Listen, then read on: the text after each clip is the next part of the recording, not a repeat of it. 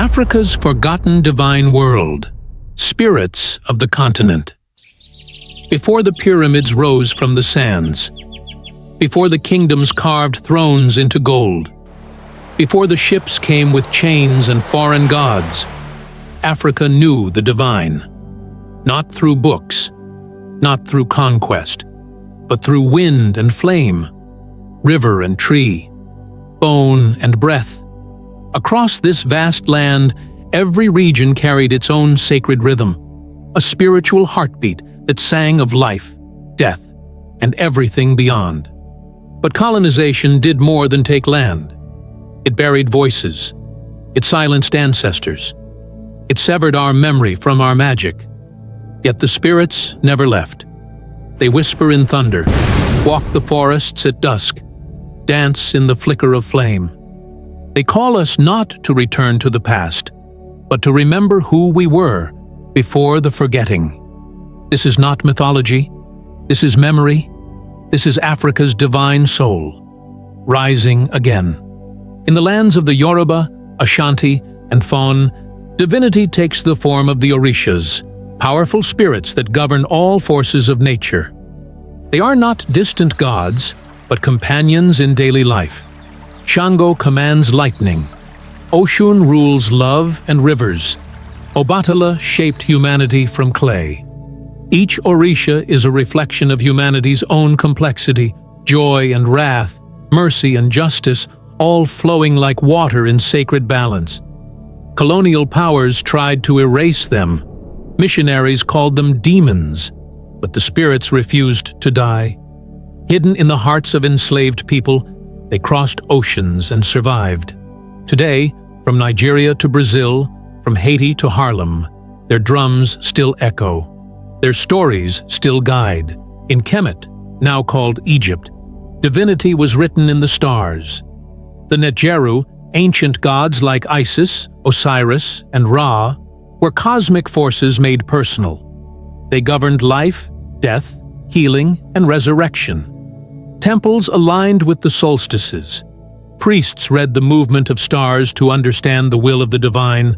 But this was no superstition. It was science wrapped in spirit. Wisdom passed from ancestors, encoded in stone, encoded in soul. The coming of Rome, and later Islam, buried Kemet's sacred codes beneath sand and conquest. But even now, the Nile whispers their names. The stars still shine in formation. The sacred balance, Ma'at, lives on in every cry for justice, every act of harmony. In the highlands and valleys of the east, spirits ride the wind and walk in the fire. The Oromo call them Ayana, sacred life forces guiding each soul. The Dinka speak of Nialik, the sky god who watches over balance. The Swahili coast prays to Mulungu, creator of all breath. Here, ancestors are not gone. They are ever present, honored through fire rituals, trance, and memory. Mediums speak in voices not their own, possessed not by fear, but by legacy. The divine is not above, it is. It lives in cattle, in rainfall, in the silence of the mountain. And even now, in quiet corners of Ethiopia and Tanzania, you will find the sacred fires still lit, not for show, but for survival. In Central Africa, the forest breathes divinity. The Bakongos see the world split in two, the visible and the invisible. But both are real. Both are sacred.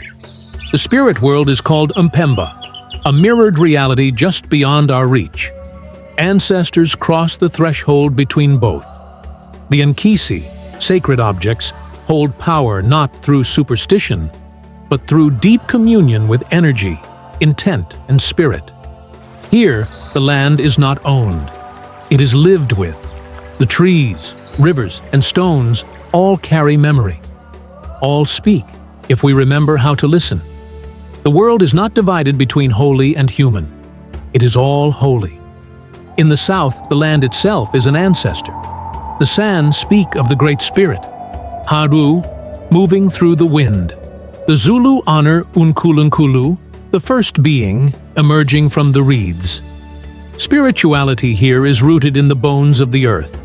Ancestral spirits guide dreams, protect the living, and dwell in sacred hills. Diviners read bones to see the unseen. Healers sing to call the spirits back into balance. Colonial rule banned these practices, called them witchcraft. But the bones kept speaking. The dreams kept coming. And now, the younger generation listens once again. The spirits never stopped calling. They only waited to be heard. Africa's sacred world was never meant to be forgotten. It was meant to be felt. In every region of this vast continent, we find the same truth. The divine is not above us. It is within us. It is around us. It breathes in thunder and rain. It speaks through fire, river, and dream. The ancestors are not ghosts. They are guides. The gods are not silent. We have simply stopped listening. But now, we are listening again. The chains of erasure are breaking. The sacred names, once whispered in secret, are being spoken aloud. The drums are beating again, not just in celebration, but in remembrance. The spirits are watching, waiting, welcoming us back to ourselves. To walk this path is not just to reclaim history, it is to reclaim the soul of a people, because Africa's divine world was never lost. It was simply waiting for us to return. Thank you for spending your time learning with us.